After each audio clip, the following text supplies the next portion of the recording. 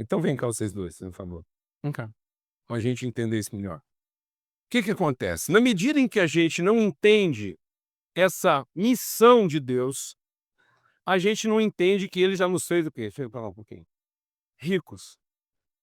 E porque a gente não compreende a nossa riqueza, essa riqueza que está associada ao cumprimento, ao propósito de Deus de cumprir uma missão, que é fazer um homem parecido com ele, quando a gente não entende isso, a gente se equivoca na identidade, e ao se equivocar na identidade, assim a gente se equivoca ao nosso conceito de riqueza. E ao se equivocar quanto ao nosso conceito de riqueza, a gente também se equivoca quanto ao nosso sentido de propósito. Eu vou explicar isso melhor.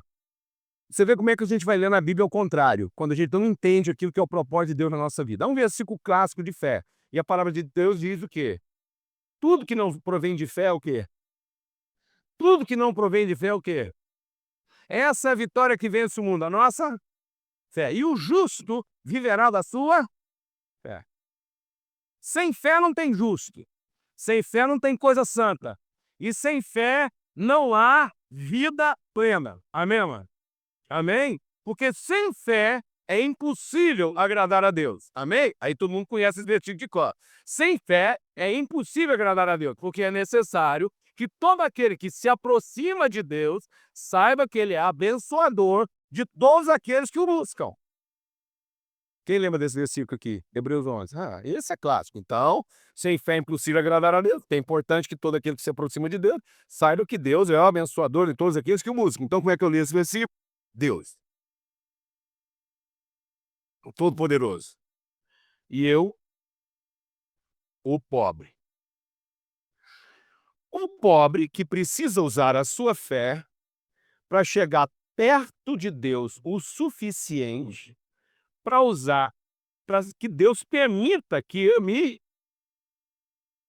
A fé é o elemento que eu tenho que faz com que Deus se agrade de mim, sorrindo. Não, é com quem está gostando. Tá vendo? Então Deus está gostando porque ele viu em mim o quê? Fé. Aí ele vai deixando eu chegar perto. Eu vou, entendeu? Louvando, vou lá no monte, nas campanhas, nas rezas, e Deus está gostando. Tá vendo quem é que está gostando? Aí eu chego perto o suficiente para quê? Para quê, mano? O que o versículo diz? Como é que você entendeu o versículo? Deus permite que pela fé eu chegue perto dele o suficiente para ele abençoar quem? Abençoar quem? O crente. Sim ou não? Mas não é isso que o versículo está dizendo. O versículo está dizendo o seguinte, que fé é a firme convicção de quem Deus é. E essa firme convicção de quem Deus é, gera em mim uma convicção de quem eu sou, como filho de Deus. Amém, mano? De modo que fé não é para mim chegar perto de alguém que é onipresente. Porque se aproximar de Deus não é uma relação tempo e espaço. Quem está entendendo o que eu estou falando aqui, mano?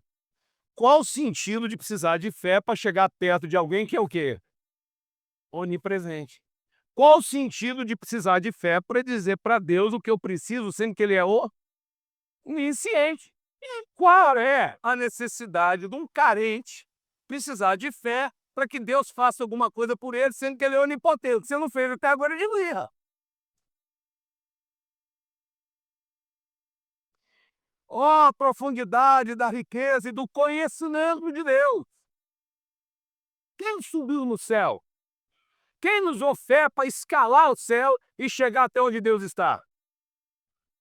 Quem primeiro ofereceu alguma coisa a ele para que possa ser por ele o quê? Recompensado. Não tem nada a ver com fé, isso tem a ver com o quê? Com crença. Porque a fé que me aproxima de Deus não é uma proximidade tempo-espaço. É uma proximidade de consciência de que eu sou exatamente como ele é. A fé é para me tornar alguém próximo de quem Deus é.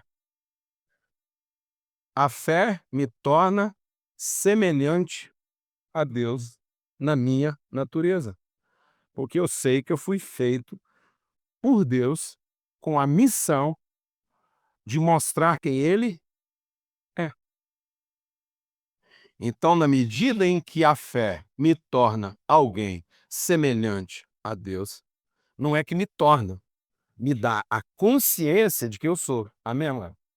Porque a fé não torna coisa alguma. A fé é a certeza de que eu sou.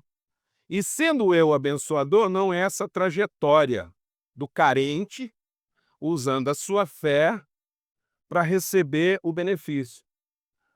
Mas a fé agora me torna um abençoador de todos aqueles que nos buscam. Então a fé é para que eu tenha certeza que cada vez que alguém se aproxima de mim, eu sou abençoador dele como meu pai é.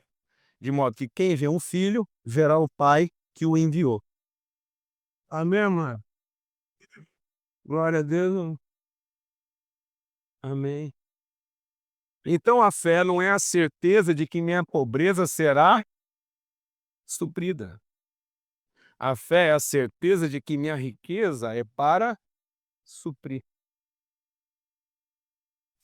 A fé não é usada para o que eu vou receber.